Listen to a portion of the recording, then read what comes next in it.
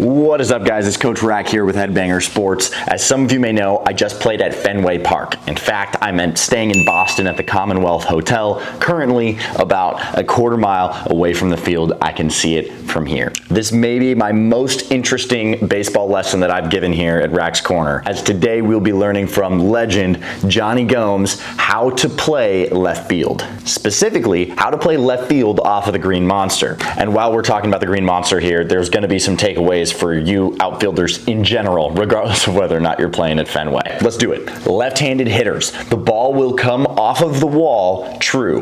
Okay, so what I'm hearing is, if it's a left-handed hitter, the ball's gonna come off true, directly back at you. Yeah. So if you're playing left field and a left-handed hitter hits the ball off of the wall, you can expect a bounce that is going to come back towards the field pretty much exactly as it hit the wall. Obviously, there are some exceptions, but because of the way that the ball spins off a left-handed hitter's bat, you can expect a pretty true bounce back towards the field. So you as a left fielder should play right on the edge of the warning track and the grass and expect to bounce right back at you. Now with right-handed hitters, this is where it gets interesting. The ball will kick towards center field at roughly a 30-degree angle. If it is a right-handed hitter, that thing's gonna rocket towards center field. We wanna play it at like a 30-degree angle. Is that correct? That is exactly right. So instead of the ball coming right back where it came from, it is going to kick towards center field every time when a right-handed hitter hits the ball off the Green Monster. So what does this mean? If the ball is hit directly over your head, it means that you should open up to your left. That way you can expect the ball at that 30-degree angle. While there's a clear difference between left-handed hitters and right-handed hitters, there are also a few other factors, specifically with the Green Monster, that we have to keep in mind. Jonny Gomes shared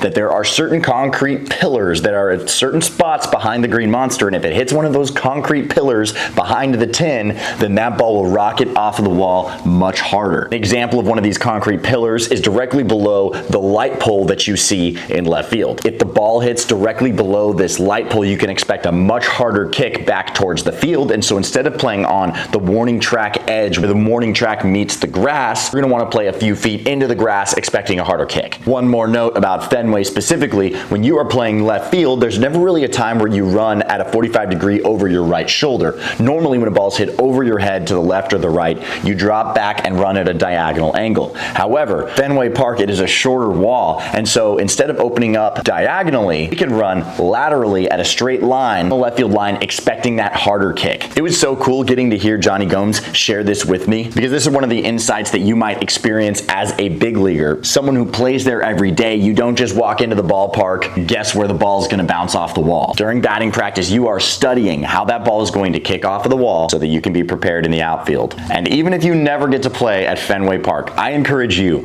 when you first get to a ballpark, go along the outfield fence and see how the ball kicks off of that wall, because it just might save you an extra base, and that extra base might be the difference in a win or a loss. So that's how to play left field in front of the Green Monster. As always, I'm Coach Rack with Headbanger Sports, and we'll be seeing you guys next week.